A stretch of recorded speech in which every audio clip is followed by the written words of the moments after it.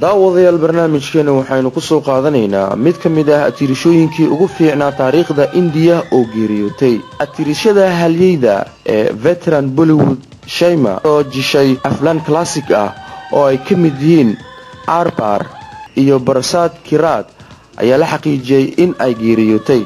Shaima ayaa la xaqiijiyay in lagu aasay qabuuraha Marine Lines ee ku yaala magaalada Mumbai. Shaima ayaa lagu qiimeeyaa in ay ka mid ahayd atirishooyinkii ugu quruxda badnaa jiilkeeda, waxayna samaysay aflaan la xusuusto sida Sawan Bahado, Milan iyo Sharada, iyadoo muddo 40 sano ay ku jirtay xirfadda jilinka. Guud ahaan 175 film ayay jishay, waxaana ay ku guuleysatay abaalmarinta Filmfare Award Best Supporting Actress kadib markii lala dhacay abaalmarintaas oo ah atirisha caawiyihii ugu fiicnaa, waxaana ay ku heshay abaalmarintaasi bandhigii jilinkeedii filimkii Sharada. Shaima waxay ahayd 82 sano jir. Qaar ka mid ah xidigaha ugu caansan Bollywood ayaana tacsi u diray qoyskeeda.